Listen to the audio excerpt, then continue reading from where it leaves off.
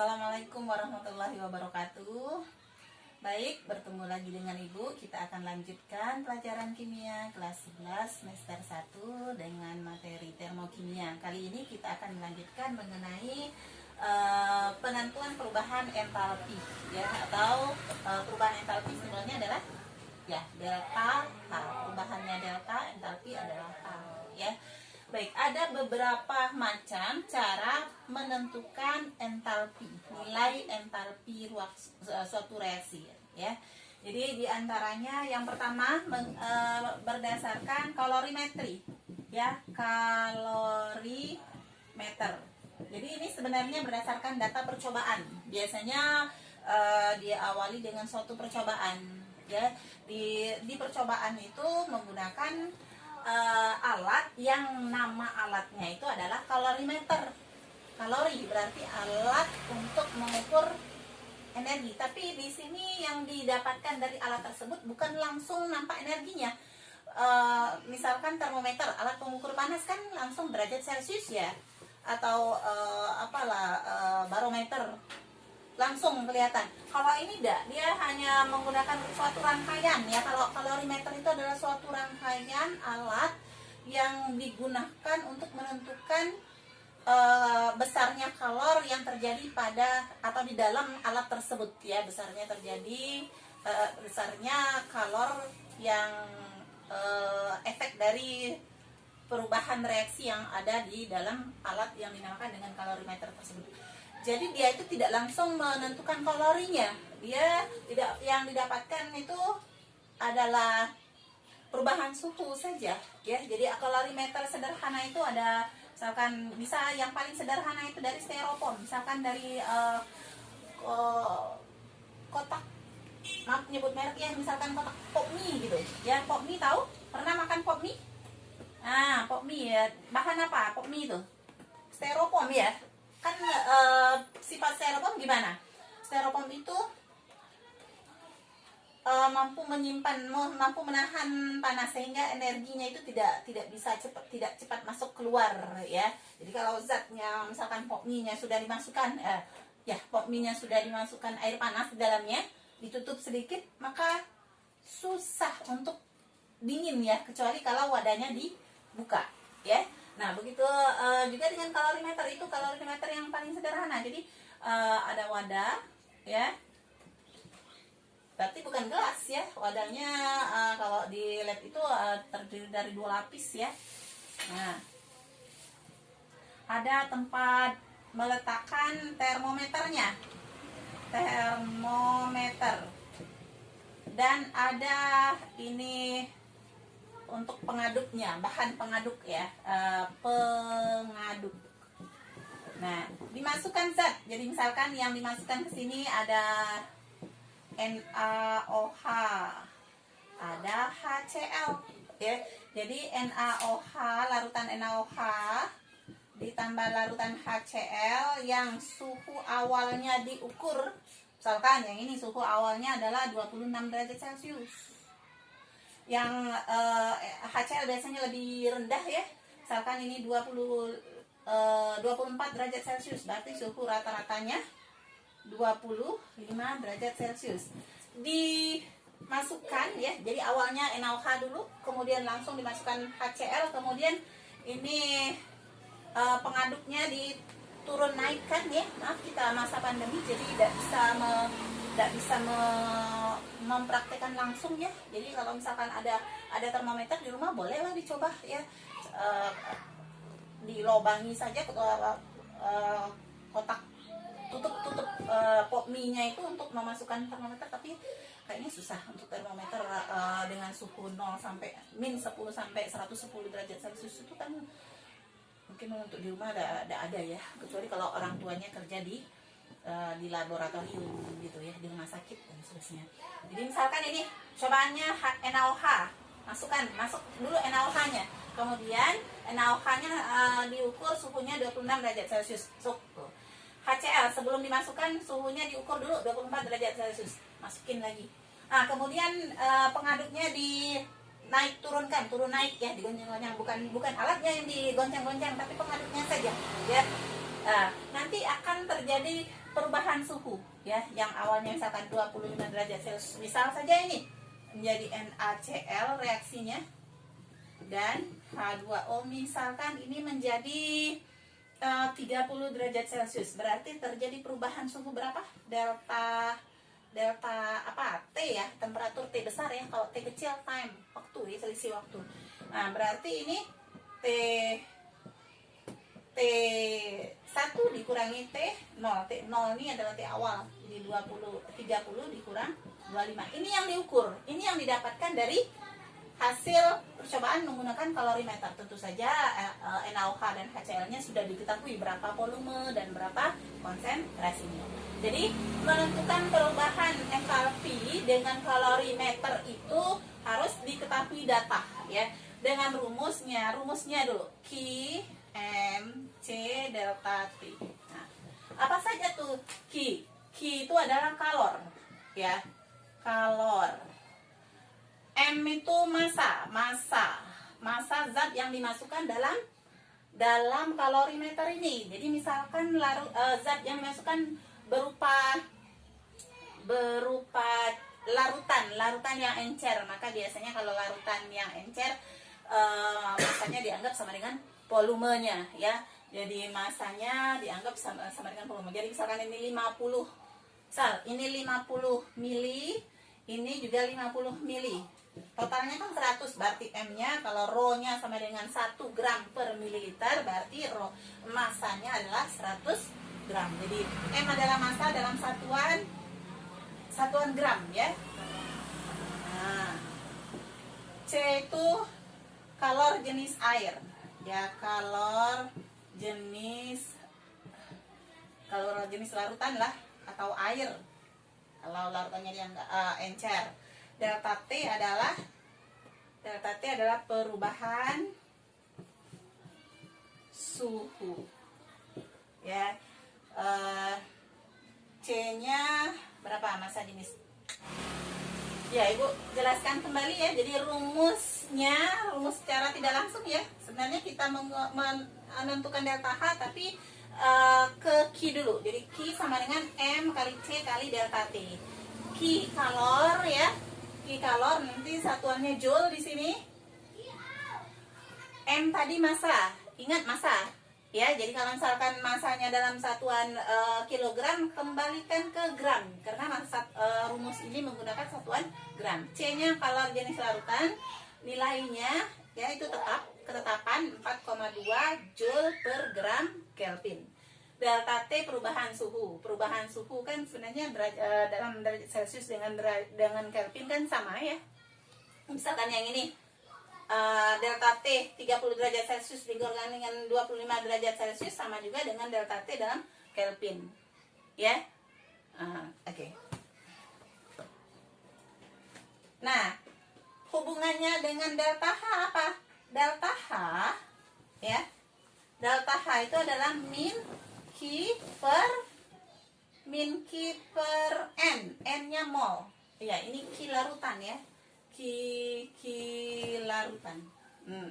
Ada Q larutan, ada Q reaksi. Ini Q reaksi. Ada juga Q kalorimeter. Nah, nih, ada Q kalorimeter. Q kalorimeter langsung C kali delta T. C ini kapasitas kalor. Kalorimetri. Delta T-nya sama dengan yang atas. Delta T adalah perubahan atau suhu. Perubahan atau selisih dari suhu. Ya. Jadi ada Q larutan, ada Q kalorimetri. Kalau misalkan di soal tidak dicantumkan nilai kapasitas kalornya, berarti tidak usah menghitung Q kalorimetri, cukup Q larutan saja. Nah, Q reaksi itu adalah Q larutan ditambah Q kalorimetri.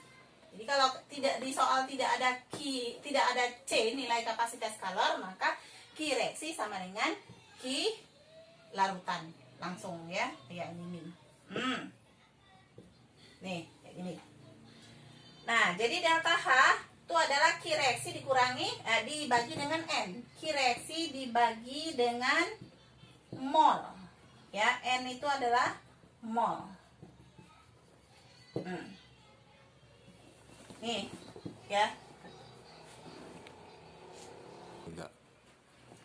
Contoh soal sekarang, contoh soal yang berkaitan dengan penggunaan kalorimeter dalam menentukan perubahan entalpi reaksi.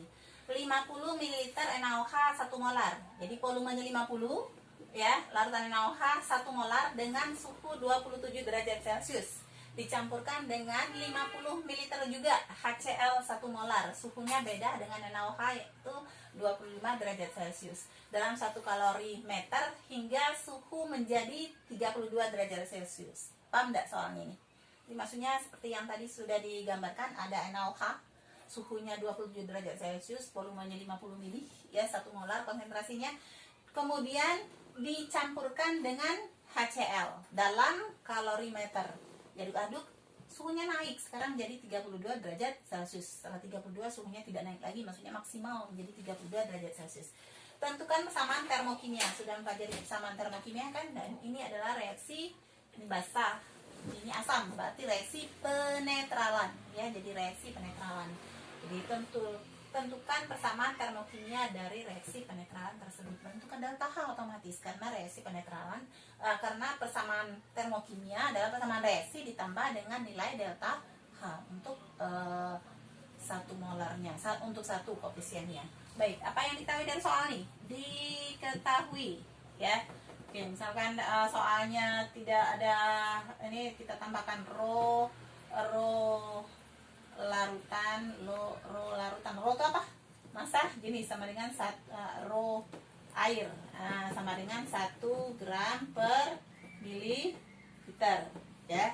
Baik, diketahui volume NaOH 50 ya, berarti ini masanya juga 50 gram ya. Terus apa lagi? Volume HCl sama 50 ml, berarti masanya 50 gram juga. Total zatnya masanya adalah 100 gram. Apalagi? T 0 untuk NaOH, NaOH 27. THCl sebelum digabung ini masing-masing 25 derajat Celcius.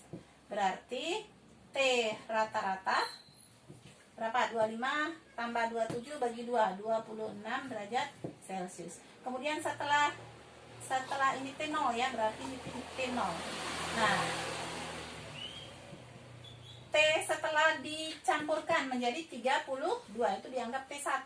T setelah reaksi 32 ya, 32 derajat Celcius. Ini kalau misalkan pakai Kelvin juga boleh. Berapa? 298 ditambah 26 Kelvin berapa nih? Berapa? 4. Baik, kita ulangi ya. Jadi T rata-ratanya 26 derajat Celcius, T1-nya 32 derajat Celcius. Kalau di Kelvinkan ya, 0 derajat Celcius kan sama dengan 273. Berarti 273 ditambah 26. Nih, 299 Kelvin. T1-nya 32 ditambah 273, 305 nih. 305 Kelvin. Berarti delta T-nya 305 dikurangi 299 sama dengan 6 Kelvin.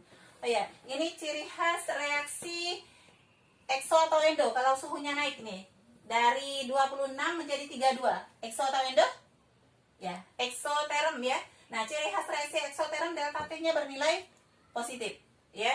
Karena delta T itu suhu setelah reaksi dikurangi dengan suhu sebelum reaksi. Kalau reaksinya endoterm kan terjadi penurunan suhu. Artinya suhu setelah reaksi lebih rendah daripada suhu sebelum reaksi, maka otomatis delta T-nya bernilai positif. Bernilai negatif kalau yang endoterm. Kalau yang eksoterm bernilai positif. Nah, dirubah ke Kelvin ataupun tidak sama kok, nilai delta T nya sama-sama 6 juga. Ini kan 26 berapa nih? 32 ya. 32 dikurang 26 kan 6. Sama juga dengan 305 dikurang dengan 299. Ya. Baik. Kita menghitung Q dulu ya. Q sama dengan MC delta T. M-nya berapa tadi? 100 gram. C tadi ketetapan ya, 4,2 apa? Joule ya. 4,2 joule per gram Kelvin. Delta T-nya 6 Kelvin. Ya, jadi dapatnya berapa nih? 100 kali 4,2 kali 6. Ya. Jadi 100 kali 4,2 kali 6 dapatnya 2520 joule, atau kalau ke kilojoule bagi 1000 saja berarti 2,52 kilojoule. Ini baru Q. Tadi apa? Delta H kan? Delta H sama dengan, ya tidak diketahui Q kalorimeter kan? Berarti langsung Q delta H adalah Q reaksi. Q reaksinya adalah Q larutan inilah. Ya. Jadi Q min ya, Q reaksi dibagi dengan mol. Masalahnya molnya berapa? Mol tidak diketahui dari soal ya, hanya diketahui volume dan konsentrasi. Mol itu adalah M kali V. Ya, molaritasnya 1, volumenya dalam satuan liter. 50 ml adalah 0,05 liter. Ya. Nah, jadi 1 kali 0,05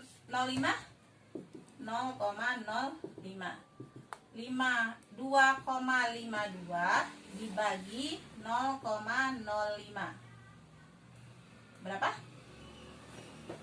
Enggak. Nih ya, jadi 2,52 dibagi 0,05 molnya ya.